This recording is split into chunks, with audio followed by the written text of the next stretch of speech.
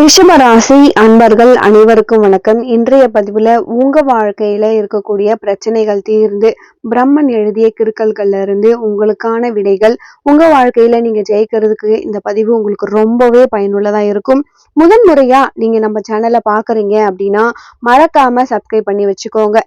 ரிஷபராசி ரிஷபராசி அன்பர்களுக்கு பொறுத்த வரைக்கும் என்றுமே உங்களுக்கு அபிராமியின் ஆசி உங்களுக்கு என்றைக்குமே கிடைக்குங்க. அதாவது 60லும் ஆசை வரும் அப்படின்னு ஒரு பாட்டு இருக்கு. 60லும் ஆசை வரும்.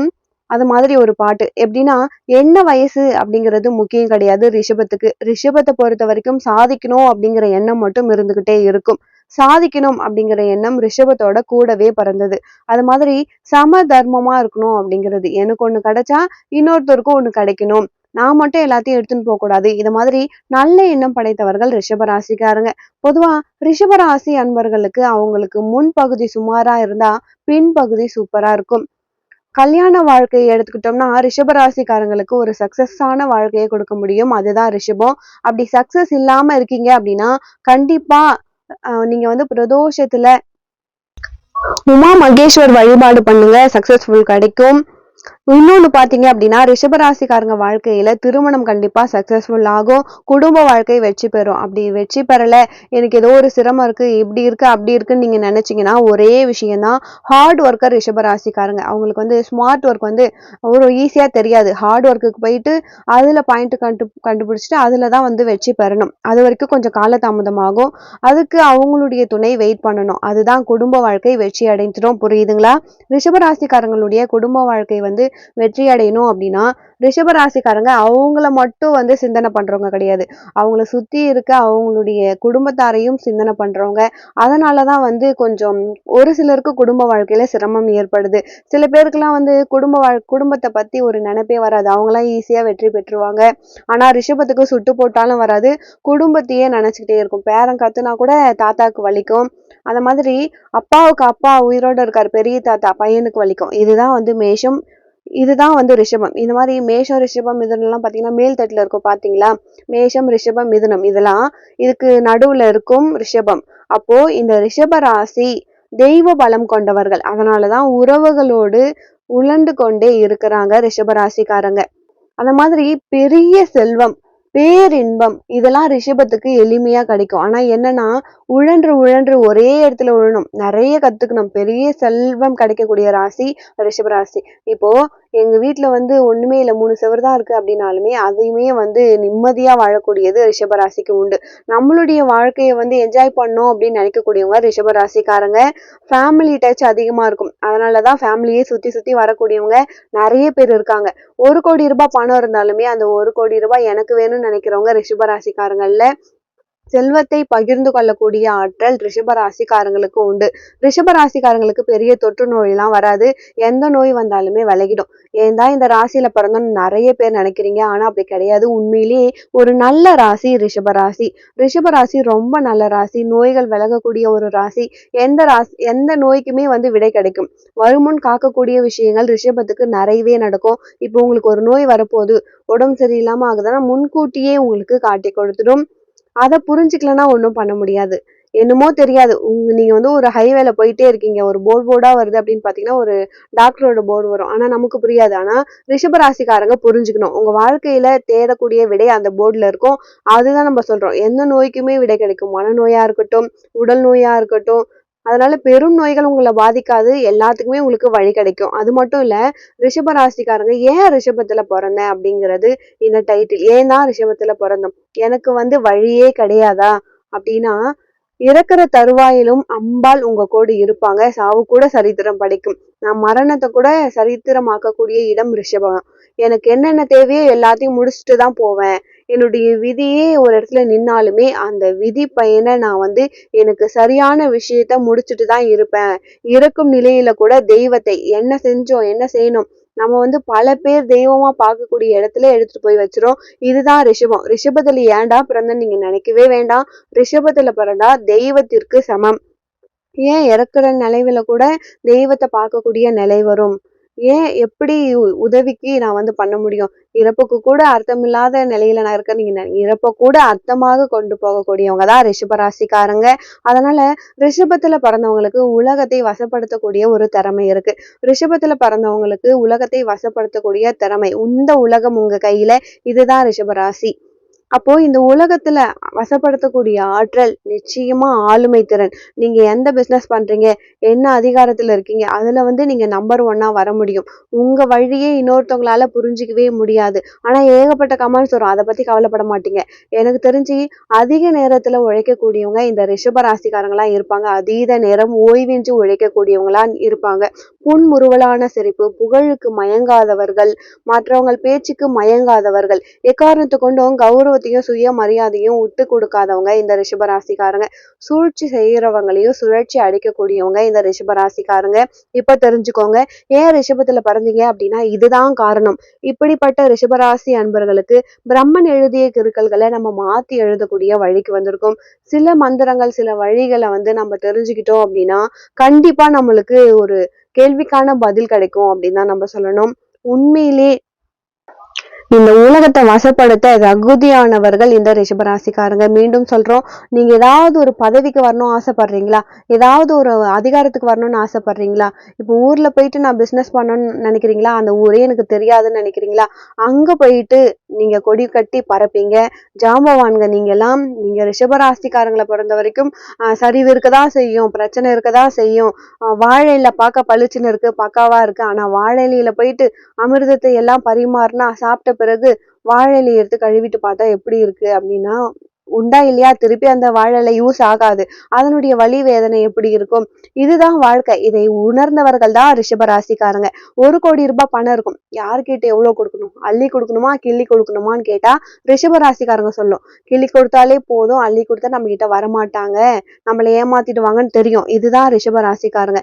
இது வரைக்கும் அள்ளி கொடுக்குற பழக்கம் இருந்தா கம்முன்னு இருங்க, கிள்ளி கொடுங்க, ஜம்முன்னு இருங்க, வாழ்க்கை சிறப்பா இருக்கும். ராசியின் நுணுக்கத்தை நம்ம சொல்றோம் உங்களுக்கு. இப்போ மகாலட்சுமியின் அருள் பெற்ற இடம், உமா மகேஸ்வரர் இருக்கிற இடம், நந்தி பகவான் இருக்கக்கூடிய இடம்.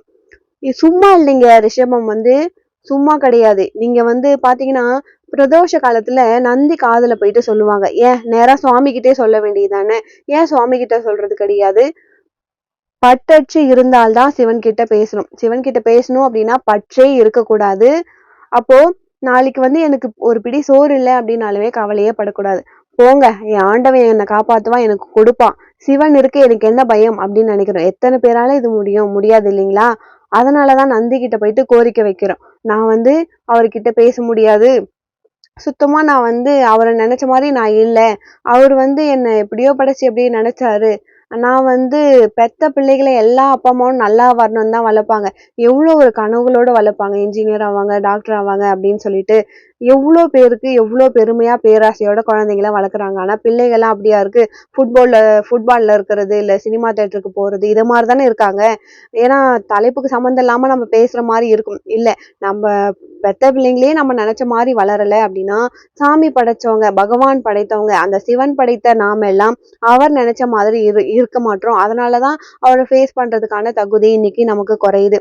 சிவனைய உண்மையா நம்ம வந்து வணங்குறோம் அப்படின்னா அவங்க வந்து டைரக்டா நீங்க வந்து சிவபெருமான நீங்க வணங்கலாம். ஆனா அந்த அளவுக்கு பவர் இல்ல. கலியுகத்துல பவர் இல்ல. அதனால என்ன பண்றோம்? என்ன தப்பு பண்றோம்? எங்கேயோ ஒரு இடத்துல குறை இருக்கு, எங்கேயோ ஒரு இடத்துல தப்பு நடக்குது. உடனே வந்து சிவனை சமாதானப்படுத்தணும், அதுதான் முக்கியம். நந்தி காதுல போயிட்டு நம்ம சொல்லணும். அப்போ இந்த ரிஷப ராசியில பிறந்தவங்களுக்கு நந்தி உதவி செய்வார். நீங்க சிவன் கிட்ட உண்மையா இருந்தாலுமே இல்லைனாலுமே நந்தி பகவான் உங்களுக்கு கண்டிப்பா உதவி பண்ணுவாரு. அவ்வளவு பாக்கியசாலியான ராசி ரிஷப ராசி. நந்தியே வந்து சிவன் கிட்ட போகாதவங்களுக்கு தான் நந்தி ஹெல்ப் பண்ணுவாரு. நீங்க சிவன் கிட்ட போகணும், நந்திக்கு போன் பண்ணா போதும். அந்த மாதிரி இந்த மாதிரிதான் பல பிரச்சனைக்கு நந்தி நடுவுல நிக்குதுன்னு சொல்றாங்க இல்லையா?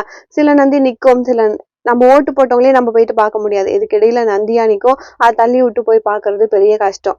இது வேற கதை, அப்புறமா பார்ப்போம். இப்படி இந்த ரிஷபராசிக்காரங்களுக்கு தெய்வ பலம் ஜாதகத்துக்கு உண்டு. அதே மாதிரி ரிஷபராசிக்காரங்களுக்கு அம்பாளை பார்க்கக்கூடிய ஒரு பலம் இருக்கு. சக்தி ரூபம் அப்படின்னு சொல்லுவாங்க, தெய்வ சக்தி. அது மட்டும் இல்ல, ரிஷபராசியை பொறுத்த வரைக்கும் எந்த நோய்களும் கிட்ட வராது. காரணம் என்னன்னா, உங்கள பெர்ஃபெக்ட்டா பாத்துக்கிற பலன் உங்களுக்கு இருக்கு. இதுவரைக்கும் பெர்ஃபெக்ட் பவர் இல்ல அப்படின்னாலுமே, இதுக்கப்புறம் பெர்ஃபெக்ட்ல வந்துருங்க. இதுவே உங்களுக்கு பெரிய மருந்து. பிறகு அதுவே உங்களுக்கு விருந்து. சரிங்களா?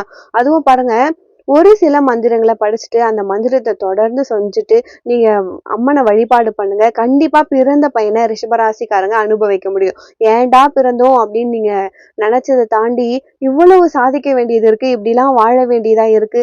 நம்பர் 1 வாழ வேண்டிய ராசி. இத போய் கீழ தள்ள பாத்துட்டோமே அப்படின்னு ஃபீல் பண்ணுங்க. நீங்க எவ்வரி ஃபீலிங்ஸ்ல ஒரு பவர் உங்களுக்கு கிடைக்கும். ஃபீலிங்ஸ் இருந்தா போதும், மனிதாபிமானம் இருக்குன்னு அர்த்தம். அப்போ உங்களுடைய எண்ணங்கள் எல்லாமே பூர்த்தியாகும். இப்போ ஒரு குடும்பத்துல சந்தோஷமே இல்லாததுக்கு என்ன காரணம் அப்படின்னா, ஃபீலிங்ஸ் இல்ல. யார் எப்படி போனா என்ன? உங்க கவலை எனக்கு தெரியணும். இப்ப எதுக்கு இந்த பதிவு? ரிஷபராசியில பிறந்தவங்களுக்கு எங்கேயாவது ஒரு வழி கிடைச்சிரணும். அவங்களுடைய வழி போகணும்.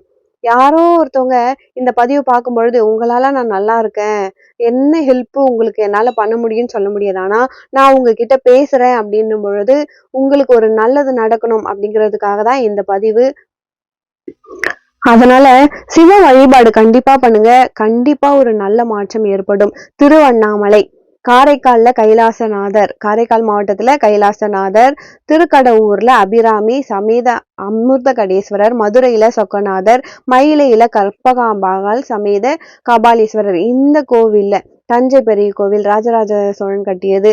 வராகி அம்மன் இருக்காங்க. நீங்க கண்டிப்பா பிரதோஷ வழிபாடு ரிஷபராசிக்காரங்க பண்ணணும். 7ல இருந்து 9 மாதங்கள் இந்த பிரதோஷ வழிபாடு பண்ணணும். இல்ல 7 to 9 பிரதோஷம். 9 மாதம் தொடர்ந்து 2 பிரதோஷம் வரும். மொத்தம் 18 பிரதோஷம். நீங்க 7ல இருந்து 14, 18 பிரதோஷம் பார்த்துட்டீங்க அப்படின்னா, கண்டிப்பா நீங்க நினைச்சது நடக்கும். பிரதோஷத்துக்கு பொறுமை வேணும்.